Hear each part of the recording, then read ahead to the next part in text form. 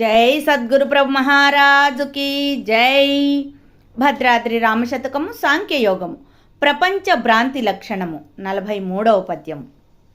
రాతిరి పడియున్న రజ్జువంతట చూచి భ్రమసి పామని భయ పడినయటులా, శుక్తి దూరంబున చూచి వెండియటంచు బ్రబలిన యాశబ్చే భ్రమసినట్లు, దండకారణ్యమందెండు మొద్దును చూచి దొంగవాడని భీతి దోచినట్లు, కలలోన వస్తువుల్ గని మేలుకొని లేచి నా వస్తువుల్ వెదుకాడినట్లు, నరులు సత్యము జగమని నమ్మినవారు జ్ఞానపదమందు నిజ రూపు గానలేక, రమ్య గుణధామ భద్రాద్రి రామ పరశురామ నరసింహదాస సంరక్షితావా.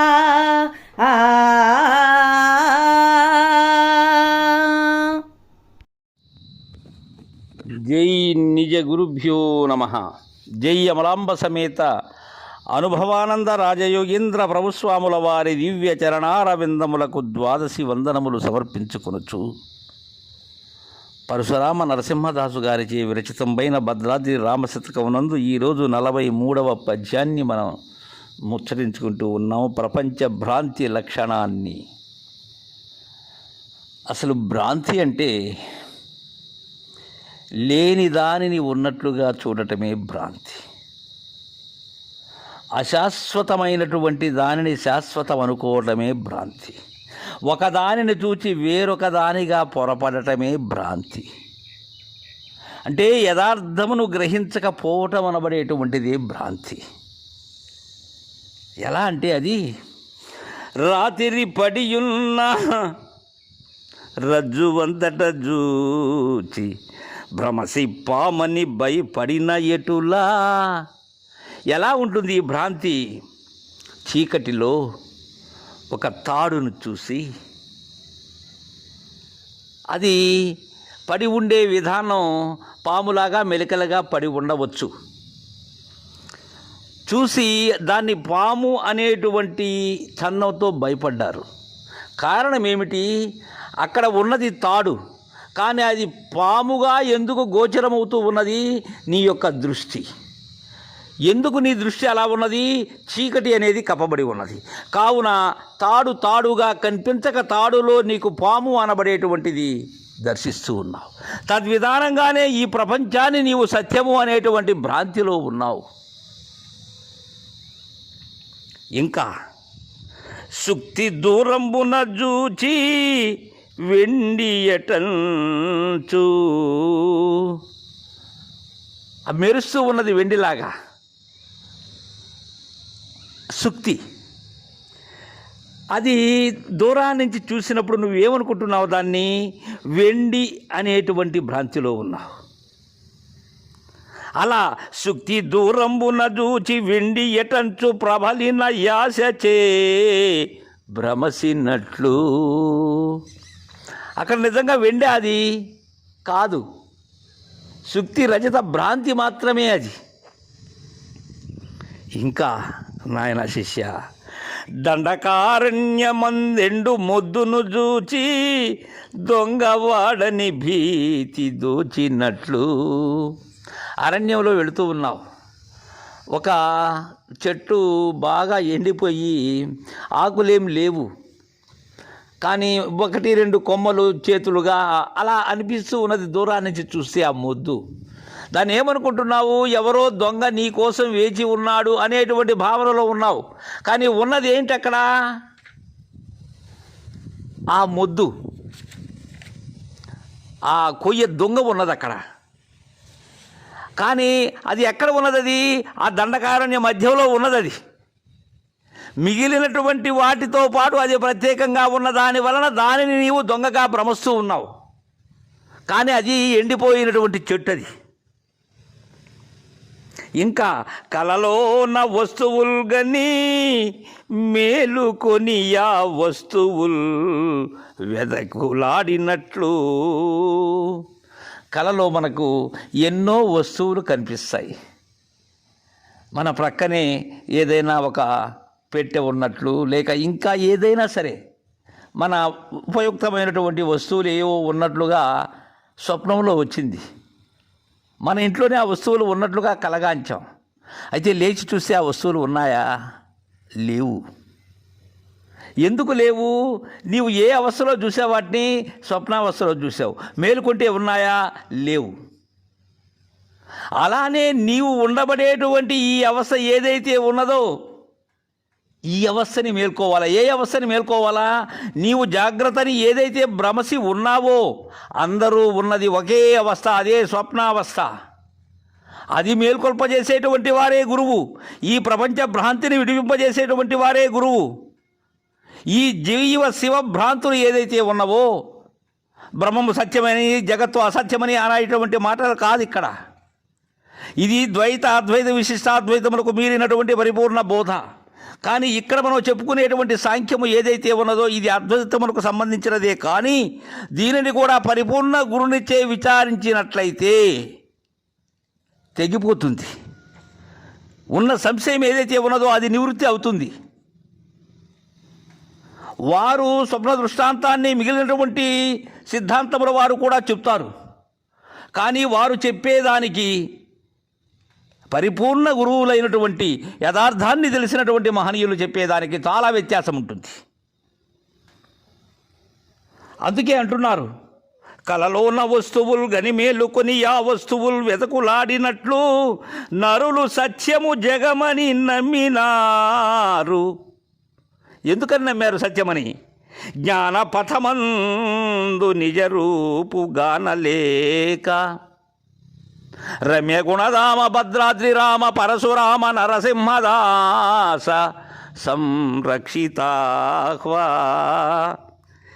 పై విధానముగా రాత్రి తాడును చూసి పాముని భ్రమసినట్లుగా, సుక్తిని దూరము నుంచి చూసి వెండి అని భ్రమసినట్లుగా, దండకారుణ్యమందు ఎండిపోయినటువంటి దొంగను చూసి దొంగ అని భ్రమసినట్లుగా, కలలోని వస్తువులు మేలుకవలో వెతుకులాడినట్లుగా, ఈ పామరులైనటువంటి అజ్ఞాన అంధకారాన్ని ఆవరించి ఉండబడేటువంటి ఈ జనులు ఎవరైతే ఉన్నారో వారు ఈ సత్యము జగత్తు అనేటువంటి భ్రాంతిలో ఉన్నారు నాయన. ఎందుకని? జ్ఞాన మార్గంలో నిజమైనటువంటి గురుదరి చేరి నిజ రూపం ఏదైతే ఉన్నదో, నీ నిజ తత్వం ఏదైతే ఉన్నదో, నీ స్వస్వరూపం ఏదైతే ఉన్నదో దానిని కాంచలేక నిరుపమానమైనటువంటి తన యొక్క నిజాన్ని దర్శించలేక ఇలా ఉన్నారు శిష్య. అంతేగాని వాస్తవానికి అక్కడ ఏమీ లేదు నాయన. కేవలం నీ యొక్క భ్రాంతి. ఈ భ్రాంతి రహితం అయినటువంటి వారే పరిపూర్ణ గురువర్యన్యులు. ఇక్కడ మనకు పరశురామ పంతులు లింగమూర్తి గారు శ్రీ సీతారామాంజనేయ సంవాదంలో ఈ జీవ బ్రహ్మైక్య విచారము అనేటువంటి దానిలో ఇదే విషయాన్ని అంటారు. అయితే ఆయన అన్నటువంటి విధానం ఎలా అంటే, గగనరజ్జుస్థాను మృగతృష్ణికాశుక్తి తతులాది మధ్యమాంతముల ఎందు.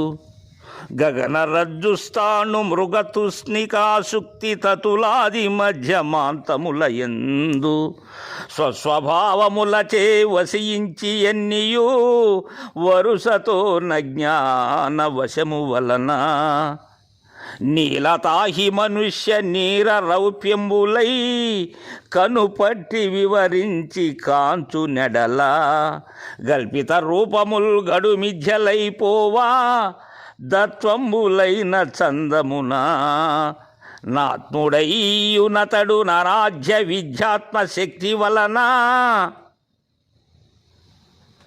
జీవుడై తోచి కేవల నిజస్వరూపము నెరుంగుచో పూర్వరూపముడిగి యద్వయానందమూర్తి అయి ఎలరుననగా